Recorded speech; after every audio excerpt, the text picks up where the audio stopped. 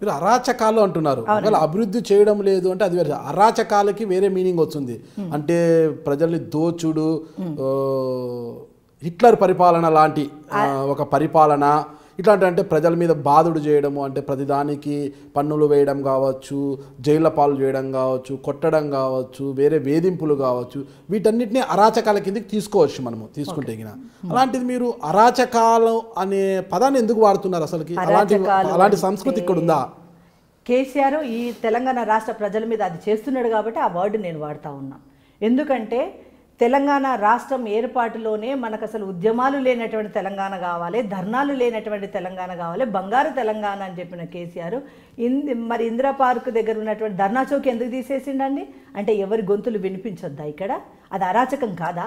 తెలంగాణ రాష్ట్రం ప్రశాంతంగా ఉండాలని కోరుకుంటున్నాడు కదా. అంటే ధర్నాలు కడుపు నొప్పి లేచినప్పుడే కదా డాక్టర్ దగ్గర పోయి మాకు ఈ మెడిసిన్ కావాలని అడుగుతారు. అంటే తెలంగాణ ప్రజల కడుపు నొప్పి ఉంది కాబట్టి అక్కడ ఉద్యమాలు చేయడానికి సిద్ధంగా ఉన్నటువంటి, ధర్నాలు చేయడానికి సిద్ధంగా ఉన్నటువంటి ఆ జనాన్ని గొంతు నొక్కేసి, ఇప్పుడు చూస్తున్నాం కదా చాలామంది నాయకుల గొంతులు నొక్కేస్తూ ఉన్నాడు కేసీఆర్. వాళ్ళ మీద అనేకమైన కేసులు పెడతా ఉన్నాడు. అంటే ఇది ప్రజాస్వామ్యం.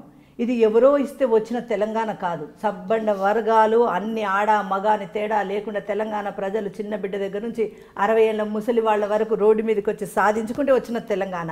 తెలంగాణ రాష్ట్రం ఏర్పాట్లో ఒక కేసీఆర్, ఒక కవిత, ఒక కేటీఆర్ చేస్తే రాలేదు. ఇక్కడ ప్రతి కుటుంబ సభ్యులు, ప్రతి ఒక్క కుటుంబం నుంచి ఒకరు ఇద్దరు రోడ్డు మీదకి వస్తేనే తెలంగాణ రాష్ట్రం ఏర్పడ్డది. 1500 మంది 1200 మంది అమరులు అయితే రాష్ట్రం ఏర్పడ్డది. ఇవాళ ఈ కేసీఆర్ది మీరు అరాచకం అనేది మీరు తప్పు అని మీరు అనుకుంటున్నారు కదా. అరాచకాలంటే చంపేయడం అరాచకం కాదండి. బతికున్నటువంటి వాళ్లకు సరైనటువంటి వాళ్ళకి ఇవ్వాల్సినటువంటి విధానం ఇవ్వకపోవడం కూడా అది ఒక రకమైన అరాచకం అన్నట్టే. అంటే నేనే రాజు, నేనే మంత్రి, నేనే పెన్ను, నేనే పేపరు. ఇవాళ కేసీఆర్ ప్రవర్తన ఏ విధంగా అంటే ఆయనే రాజు, ఆయనే మంత్రి. ఇంకా మంత్రులు కూడా అక్కడ ఎవరున్నారు అసలు వాళ్ళ గొంతు పడిపోయినాయి. ఇంటి దగ్గర ఇంట్లోకి పోయినాక వాళ్ళ ఇంట్లోతో మాట్లాడుతున్నారేమో కానీ బయట ఎక్కడండి, ఏ మీడియాలండి, ఏ మంత్రి మాట్లాడంగా మనం చూస్తూ ఉన్నాం గట్టిగా. అంటే ఆ కేసీఆర్ ఏం రాసిస్తే అదే మాట్లాడుతున్నట్టు కనబడుతుంది తప్ప ఒక తెలంగాణ రాష్ట్రంలో నేను ఒక మంత్రిని అని ఆలోచించి మాట్లాడుతున్న ఒక మంత్రి కనబడుతున్నాడా అండి? ఒక ఎమ్మెల్యే కనిపిస్తున్నాడా అండి? ఎంతసేపు కేసీఆర్ అంటే ఒక బూచిని చూసి భయపడుతున్న విధానమే కనిపిస్తుంది మంత్రులను, ఎమ్మెల్యేలు తప్ప అసలు మేము ప్రజలు ఎన్నుకోబడినటువంటి నాయకులం, ప్రజాప్రతినిధులం అని ధైర్యంగా వచ్చి ఒక ఎమ్మెల్యేని చెప్పమనండి. కేసీఆర్ కాదండి మాకు ప్రజలు ఎన్నుకుంటే మేము ఎన్నుకున్నామని చెప్పినట్టు ఒక ఎమ్మెల్యేని చూపెట్టమనండి. ఎంతసేపు కేసీఆర్ ఆశీర్వాదం అనే వాళ్ళే ఉన్నారు తప్ప ప్రజల ఆశీర్వాదం అనేవాళ్ళు ఇక్కడ ఎమ్మెల్యేలు ఎవరు, టీఆర్ఎస్ ఎమ్మెల్యేలు ఎవరున్నారు చూపెట్టండి. అంటే అరాచకం అనే విషయంలో నేను మళ్ళీ కూడా కట్టుబడి ఉంటాను. ఆ విషయంలో మహిళల విషయంలో భద్రత లేకుండా పోయింది.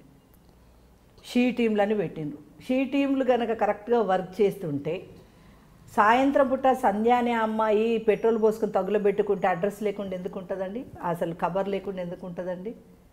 ఇవాళ హైదరాబాద్ నగరాన్ని గొప్ప నగరం చేస్తా అన్నాడు. డల్లాస్ అన్నాడు, ఏదో అన్నాడు, ఏమో అన్నాడు.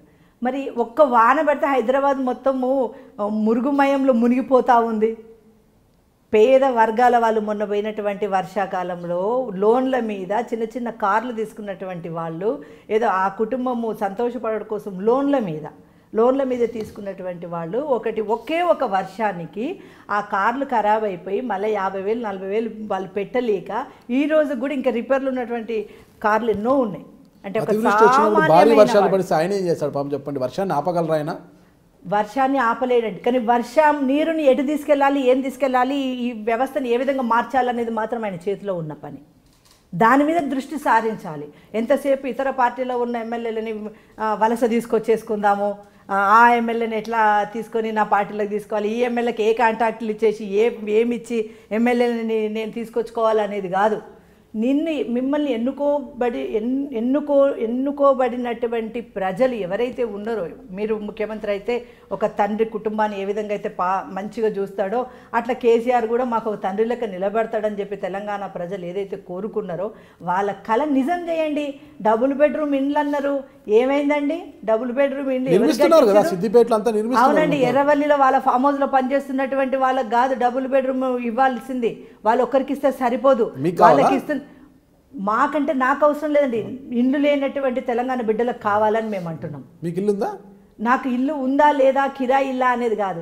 నేను నా కోసం నా పోరాటం కాదు, నేను మాట్లాడుతున్న డబుల్ బెడ్రూమ్ నా కోసం కాదు, లేదా నా కుటుంబ సభ్యులకు ఇవ్వమని కాదు.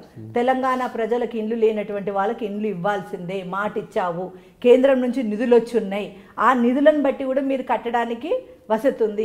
అంతవరకు ఎందుకు? ఇప్పుడు నేను ఉన్నది జూబ్లీ హిల్స్, నా నియోజకవర్గం ఖైరతాబాద్ నియోజకవర్గం వస్తుంది. నేను మొన్న ఏదో చిన్న సర్వే చేసి చూశాను, అసలు ఇక్కడ ఎంత ఓపెన్ ల్యాండ్స్ ఉన్నాయి. ఖైరతాబాద్ నియోజకవర్గం ప్రజలకు ఇండ్లు లేనటువంటి వాళ్ళకి ఎన్ని కట్టించగలుగుతాడు కేసీఆర్ ఒకవేళ అనుకుంటే, ఒక దగ్గర 8 ఎకరాలు ఉంది, ఒక దగ్గర ఎకరాల కొద్ది భూములు ఉన్నాయండి. ఆ భూములలో కట్టి ఇవ్వచ్చు కదా ప్రజలకి. హైదరాబాద్లో భూములు ఖాళీగా ఉన్నాయా? ఉన్నటువంటి లెక్కలేవో కేసీఆర్కి తెలుసు, నాగరాజు గారికి తెలియదేమో కానీ కేసీఆర్కి తెలుసు, కేటీఆర్కి తెలుసు, హరీష్ రావుకి తెలుసు. హైదరాబాద్ నగరంలో ఎక్కడ జాగాలు ఉన్నాయి, ఎక్కడ గవర్నమెంట్ భూములు ఉన్నాయి, ఎంతవరకు మనం చేయగలుగుతాం అనేది వాళ్ళకి లెక్కలు ఉన్నాయండి. కానీ ఆ లెక్కలన్నీ వాళ్ళకి అవసరం లేదు. ఇంకో 4 ఎమ్మెల్యేని మేము వలస తీసుకోవాలి, ఇంకా వేరే పార్టీలో ఉన్నటువంటి వాళ్ళని ఏ విధంగా మైండ్ గేమ్ ఆడి వాళ్ళని డ్యామేజ్ చేయాలి, మళ్ళీ మేము అధికారంలోకి ఎట్లా రావాలి, మేము ఇచ్చినటువంటి వాగ్దానాలు తెలంగాణ ప్రజలకు గుర్తులేదు, ఏమి కాదు అని అనుకుంటున్నాడు కేసీఆర్. కానీ తెలంగాణ ప్రజలకు ప్రతి ఒక్క మాట గుర్తుంది. మరి చూపిస్తారు, రాబోయే రోజుల్లో చూపిస్తారు.